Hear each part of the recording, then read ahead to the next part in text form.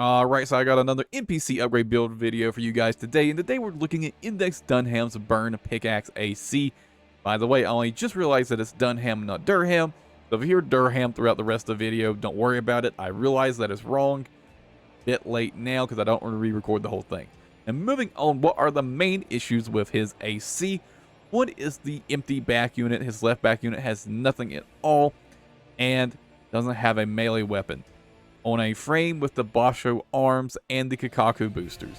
This is an absolute travesty. FromSoft did Dunham dirty.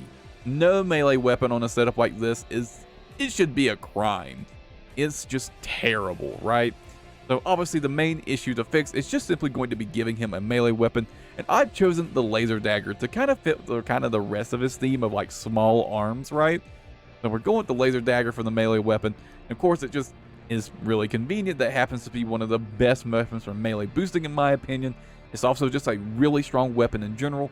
The full uncharged attack combo is a true combo on a staggered opponent, and it does a ton of damage.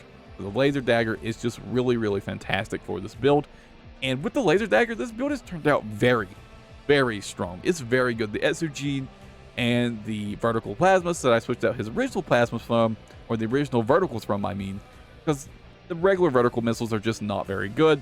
The vertical plasmas, talked about it before, they're straight up overpowered in my opinion, and it is just like a vertical to a vertical, so you know, it's a really theme upgrade in my opinion. Also, you know, let him use his opponent's technology against them, right?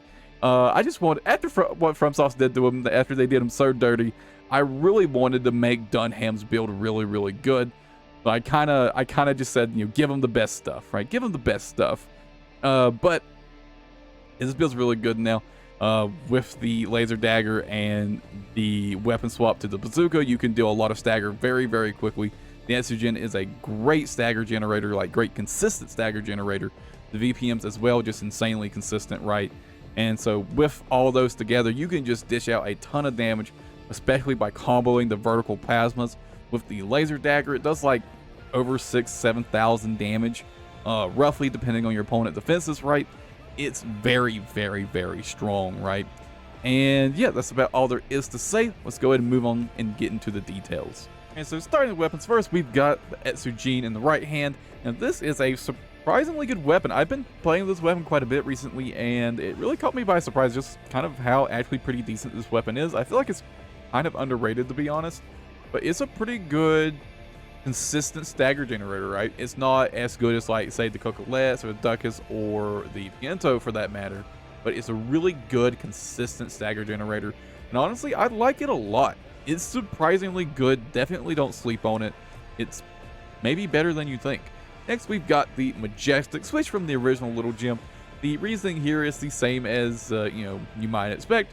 More damage, more impact, more accumulative impact, and the trade-off, the extra weight, is not enough to really matter for this build, especially with the fact this build now has a melee weapon to take advantage of having the Kikaku boosters. The extra loss of mobility is not enough to matter, in my opinion, but the extra damage is certainly enough to matter. And moving on, we've got vertical plasmas. Now, originally he has these plasma missiles right here, and quite frankly, these are just extremely bad compared to the vertical plasma missiles. And I kind of figured, since I'm already giving him some, like the laser dagger, why not just have him take advantage of his opponent's technology? And because, you know, with the vertical plasma, it's like basically just overpowered, right? I know I've talked about this weapon a lot recently, but this weapon is just busted for its consistency. It does way too much damage and impact, especially considering for its weight and energy load. This weapon is just overpowered. It is what it is. It's probably going to get a nerf. Take advantage of it while it lasts. Now, moving on, we've got the laser dagger. I mentioned this earlier, but this is the melee weapon I put in his empty slot here. This is just simply one of the best weapons to pair with the Kikaku boosters alongside the Pulse Blade. Kind of these two being the best weapons to pair with the Kikakus, in my opinion. And I figured since Durham was already using the Pulse Blade, and also with, again, the Index Durham's theme of kind of like smallish weapons, right? I thought I'd go with the laser dagger. It's my favorite weapon to pair with the Kikaku, and this weapon's just incredibly good As a stagger punisher, this weapon does a lot of damage, especially with the Basho arms. It absolutely slaps. The charge attack is hard to use, but it's very good if you use it well. But again, it's hard to use, and just keep that in mind. But remember, with the PICKAXE boosters, this thing comes out instantly. You go like 700 meters per second, and you fly like 200 meters when you use this thing, the melee boost. It's very, very good for melee boosting. Definitely take advantage of it. And that's all there is to say about the weapons. Let's move on into the frame. Now, I haven't made any changes to his frame, but I just did the Thumb to Mine video where I did make a change who is also using the full Basho frame. And I want to talk about why I didn't make the same change from the Basho legs to the Melander C3s. And the simple reason here is, unlike with Thumb to Mine, this build gained a whole new mobility tool. So the extra loss of mobility from the weight doesn't affect this build nearly as much because, again, this build can now do melee boosting. So I figured since you got all that extra mobility all of a sudden, I'll just keep the Basho legs, just keep the appearance right. And it's not like the Basho legs are all that bad to begin with, right? Definitely kind of the best reason to switch to the Melander legs. It's just going to be like the extra energy defense and, you know, the lesser weight. But it doesn't make a big enough of a difference, in my opinion, to really matter. And again, I figured I'd just keep the appearance the same. And yeah, there you go. Let's move on into the internals. And first, for the boosters, of course, we got the PICKAXE boosters, the melee boosters. You already knew I wasn't going to change this, especially with the Laser Dagger edition. But this is a very, very good booster.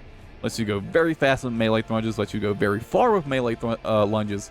And yeah, you know, it's just pretty good. The quick boost stats are not the worst either. Got a pretty short delay in between quick boosts, 0.14 delay in between them, with a really high, relatively high quick boost reload weight. Pretty solid all around. It is a bit on the slow side, of course, for the standard boost speed, or I guess just boost speed in general, except for melee boost. But, you know, it's pretty good. And, of course, absolutely phenomenal with the Laser Dagger or the Pulse Blade or something similar. But, yeah, wasn't going to change this for sure. Next, we've got Talbot. I don't remember what he has on originally here. I think it might be like this one or something. But I decided to go for the Talbot. It's got good close range, it's got good medium range. With this build being a bit on the slower side, a bit worried about opponents sort of like out strafing you, hiding you a bit, I decided a good chunk of medium range assist was a good idea, as well as keeping a decent missile lock correction. Not that it matters too much with the VPMs, right? With the base 0.5 lock on time, doesn't matter too much, but good close range, good medium range. Also considered the Oculus just for the really, really high close range assist and just really hyper focus on that and just always be in range. But in the end, I decided just to stick with the Talbot for the more overall usefulness, right? And there you go. It is what it is. And oh yeah, finally for the generator, of course, I almost forgot the generator of all things. Originally he has on the Joso, and I switched it out for the Hokushi. You guys know this generator well by now if you've watched any of my videos recently. Anything that doesn't require energy, firearm specialization, this is one of the best generators in the game by far. Low weight, high energy output, good energy capacity, and good energy recharge. What else is there not to like about the Hokushi? It's very, very good. Now, of course, there are a couple alternatives you could use here. You could definitely use the Santaya, for example. You'd have a really big energy bar. You still have pretty good energy recharge rate because it's got the higher base recharge, and it's also got the lower recharge delay as well. So you could definitely get away with using the Santaya, and it worked just fine. I actually considered doing it just for a bit of a switch up, but since, you know, it's a boss build pretty much, the Hokushi is a boss generator, I decided to stick with the Hokushi, of course. And yep, that's all I really have to say about it. And of course, for the expansion, he doesn't have one on originally, so I decided to put on assault armor. Go boom. What else is there to say about it, right? And yeah, that's all there is to say about the build. As always, I hope you guys enjoyed the video. And I'll catch you in the next one. Before we move on to the gameplay footage, I just wanted to give a quick thank you to the members. As always, any amount of money that you're willing to just donate to me, I guess, or, you know, for the membership is greatly appreciated. Now, let's go ahead and move on into the gameplay footage. This smirk's something else. We're in Michigan by mystery.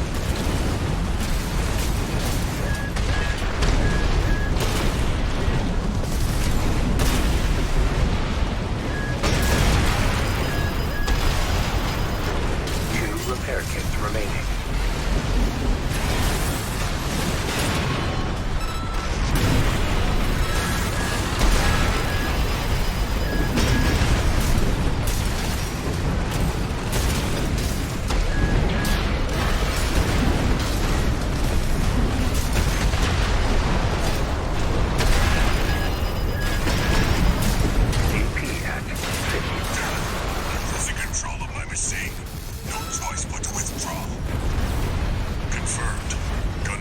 Gun 5 eliminated.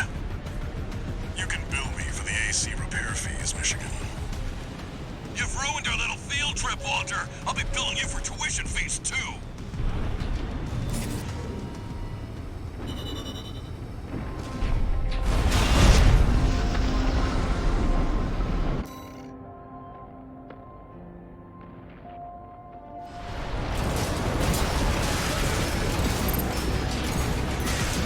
There's our mark.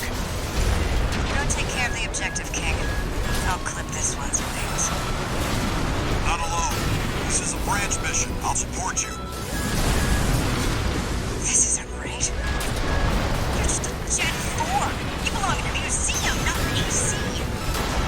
Why won't you die? Chartreuse, withdraw! Abandon your AC!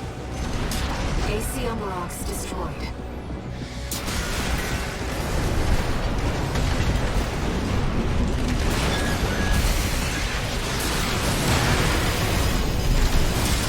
There's more to you than meets the eye.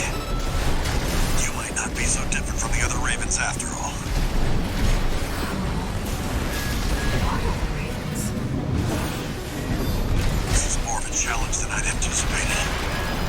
I haven't seen anything like this since... AP at 50%.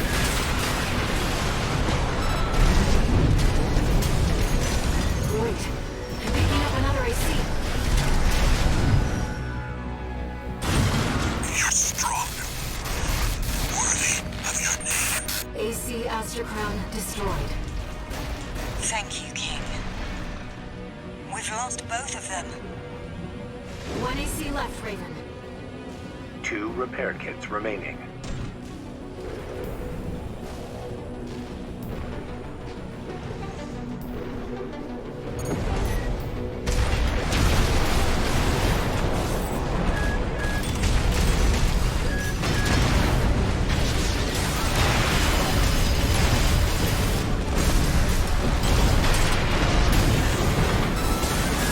Raven is a symbol of resolve.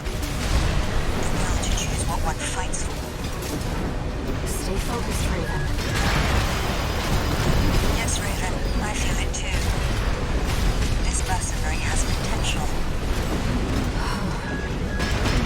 The will to choose. 1 repair kit remaining.